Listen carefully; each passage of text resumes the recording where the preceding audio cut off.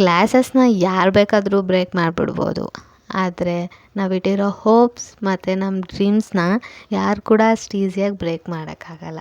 ಏನು ಗೊತ್ತಾ, ಇವತ್ತು ನನಗೆ ಒಂದು ರಿಟರ್ನ್ ಪಾರ್ಸಲ್ ಬಂದಿತ್ತು. ಆ ರಿಟರ್ನ್ ಪಾರ್ಸಲ್ ಯಾವ ಕಂಡೀಷನಲ್ಲಿ ಬಂದಿತ್ತು ಗೊತ್ತಾ? ಇದನ್ನ ನೋಡಿಬಿಟ್ಟು ನಾನು ಏನು ಹೇಳಬೇಕು ಅಂತಲೇ ನಂಗೆ ಗೊತ್ತಾಗ್ತಿರ್ಲಿಲ್ಲ.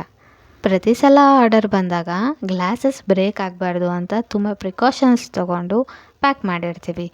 ಆ ಪ್ಯಾಕ್ ಮಾಡಿದ ಮೇಲೂ ಕೂಡ ನಾವು ಹ್ಯಾಂಡಲ್ ವಿತ್ ಕೇರ್ ಅನ್ನೋ ಲೇಬಲ್ ಕೂಡ ಹಾಕಿರ್ತೀವಿ. ಇದನ್ನು ನೋಡಿದ ಮೇಲೂ ಈ ಪ್ರಾಡಕ್ಟ್ ಕಸ್ಟಮರ್ಗೆ ಹೋಗಿ ತಲುಪೋಕ್ಕಿಂತ ಮುಂಚೆನೇ ಈ ಗ್ಲಾಸಸ್ ಬ್ರೇಕ್ ಆಗಿದೆ. ಇದರಲ್ಲೇ ಗೊತ್ತಾಗುತ್ತೆ ನಮಗೆ ಈ ಪ್ರಾಡಕ್ಟ್ನ ಎಷ್ಟು ಸುರಕ್ಷಿತವಾಗಿ ಕಸ್ಟಮರ್ಗೆ ತಲುಪಿಸಿದ್ದಾರೆ ಅಂತ.